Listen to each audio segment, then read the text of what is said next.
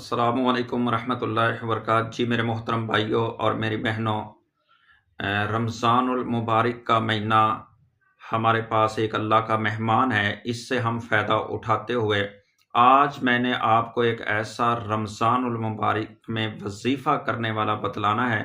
وہ وظیفہ ہے کہ آپ کی ہر حاجت، آپ کی ہر نیک خواہش اور ہر آپ کی تمنا، مشکل سے مشکل جو آپ کی حاجت ہے ہو نیک، انشاءاللہ اللہ کے حکم سے اس وظیفے کی برکت سے وہ آپ کی حاجت پوری ہو جائے گی انشاءاللہ۔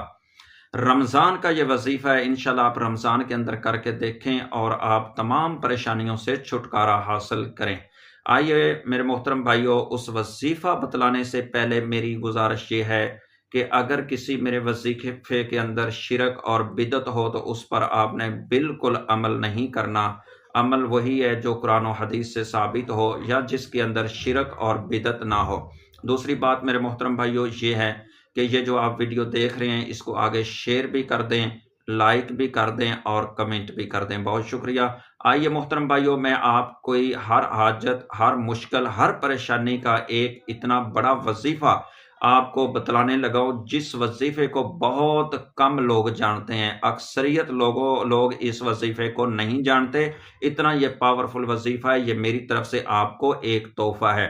کرنا یہ ہے کہ افطاری کے بعد جب آپ افطاری کر لیں، نماز مغرب ادا کر لیں، وہیں پہ بیٹھ جائیں اور وہاں پہ بیٹھ کر کے آپ نے کرنا یہ ہے کہ 11 بار درود ابراہیم پڑھنا ہے۔ کتنی بار؟ 11 بار آپ نے درود ابراہیم پڑھنا ہے اور 41 بار آپ نے سورہ فاتحہ پڑھنی ہے اور 41 بار آپ نے سورہ اخلاص پڑھنی ہے اور پھر 11 بار آپ نے درود ابراہیم پڑھنا ہے۔ ترتیب دوبارہ سن لیں۔